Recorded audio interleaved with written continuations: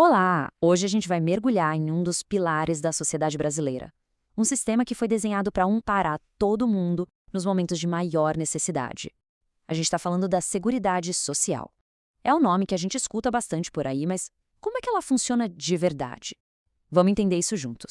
Para começar, vamos pensar um pouco nessa pergunta. Porque, no fundo, a ideia de uma rede de proteção social é sobre isso, uma promessa coletiva.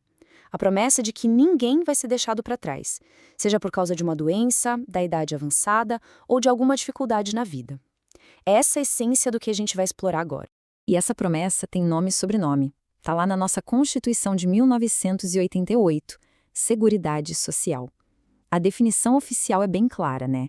É um esforço conjunto, uma parceria entre o governo e a sociedade para garantir direitos que são essenciais. Ou seja, não é só uma política de governo, é um verdadeiro projeto de nação.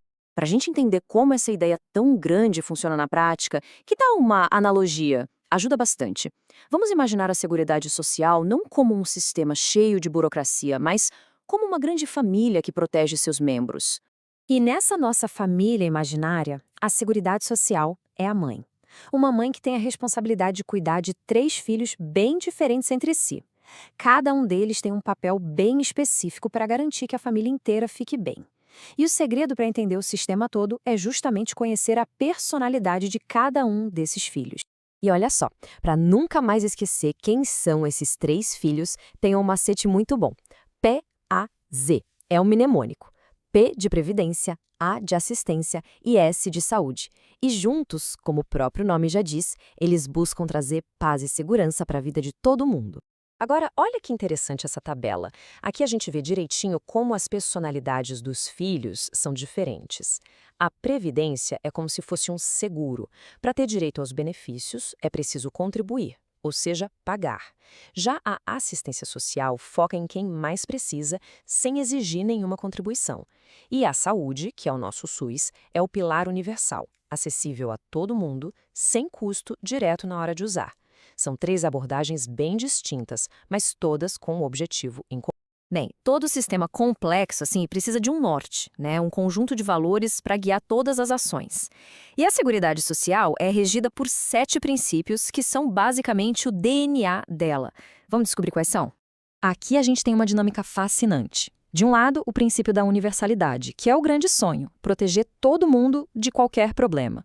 É uma meta nobre, sem dúvida. Do outro lado, vem a seletividade, que é o princípio da realidade. Ele basicamente diz, olha, os recursos não são infinitos, então precisamos focar em quem tem a maior necessidade.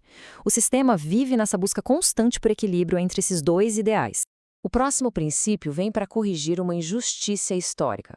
A uniformidade e a equivalência garantem que não existam cidadãos de primeira e de segunda classe.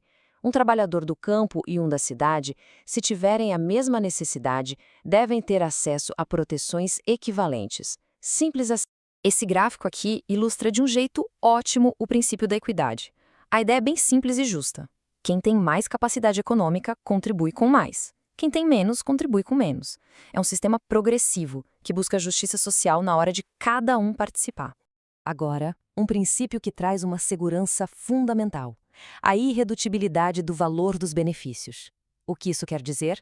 Uma vez que um benefício é concedido, o valor nominal dele não pode ser diminuído. Por exemplo, se alguém se aposenta recebendo R$ 1.500, esse valor está protegido por lei. Ele não pode ser reduzido. Certo, mas quem é que toma as decisões disso tudo? A gente pode pensar que é só o governo, mas não é bem assim. A gestão é democrática e descentralizada, dividida em 4 partes. Por isso o nome quadripartite. Estão lá representados os trabalhadores, os empregadores, os aposentados e o próprio governo. Todos eles têm voz nos conselhos de decisão para garantir que as diferentes perspectivas sejam levadas em conta.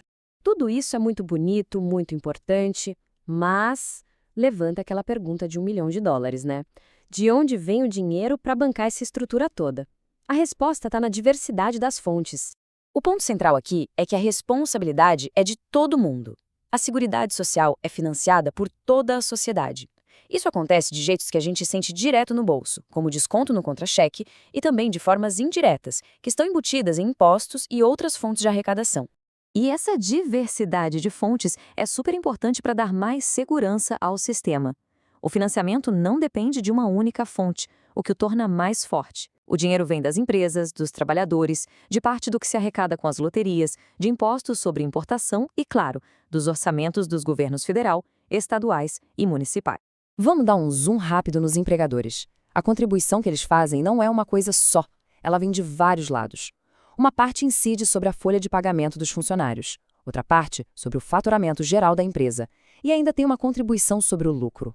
Essa abordagem em 3 frentes ajuda a garantir uma base de arrecadação mais ampla e estável vinda de quem produz. Então, quando a gente junta todas essas peças do quebra-cabeça, os 3 pilares, os 7 princípios e as várias fontes de dinheiro, começa a surgir uma imagem muito clara do que a Seguridade Social realmente significa. No fim das contas, a gente não está falando só de leis e regras. A gente está falando de um verdadeiro contrato social, um pacto que a sociedade brasileira fez consigo mesma e que está lá na Constituição para garantir que todo mundo tenha uma rede de apoio que ofereça segurança e, o mais importante de tudo, dignidade. Isso tudo nos deixa com uma reflexão para o final. O mundo não para de mudar, né? A demografia muda, a forma de trabalhar muda, os desafios econômicos são outros. Diante de tudo isso, fica a pergunta: como esse nosso contrato social vai evoluir? Como ele pode se adaptar para continuar cumprindo sua promessa para as próximas gerações? A resposta para essa pergunta, bom, ela vai definir o futuro da proteção social no Brasil.